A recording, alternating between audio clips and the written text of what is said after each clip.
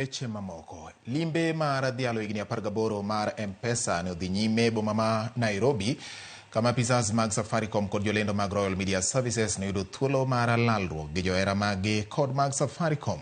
Jafwambo marwa Joyce Olo nigi ler.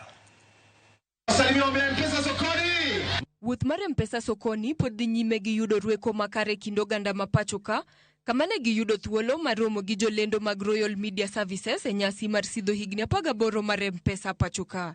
We are educating our customers, our merchants, our M-Pesa agents on things to do with fraud, data privacy, and over and above that also educating them of different products from Safaricom. E gwenge ma Kiambu, Banana, Witethie kod Ruiru, jok matiyo gi Safaricom no yudo mich kendo jofwambo Nyakalondo mar Radio Citizen kod Inoro FM noriwore kodgi e jiwo gi e yore mag tiyo kod M-Pesa e kungo omenda e simu. M-Pesa zimebadilisha maisha.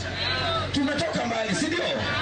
Kendo jofwambo Nyakalondo mar Radio Citizen kod Inoro FM noriwore kodgi e jiwo gi e yore mag tiyo kod M-Pesa e kungo omenda e simu. Nimefurahia kwa Safaricom kwa kukuja Banana kwa sababu tumepata ujumbe ambao tumefurahia sana.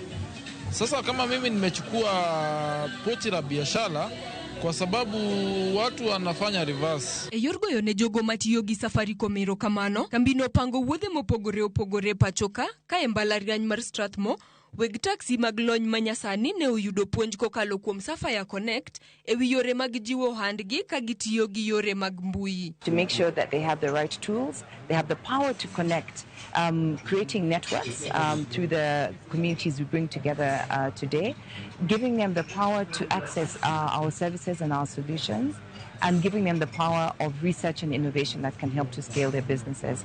Imenisaidia sana because now I will be able to make more money, and then I will be able to track where I'm going wrong with the finances. Odiochieng' makiny wuoth ma M-Pesa sokoni biro chopo Mlolongo, Kitengela, Isinya kod Kajiado ka gimedo sidho higni 18 mar M-Pesa pacho ka. Joyce Olo, Ramogi TV.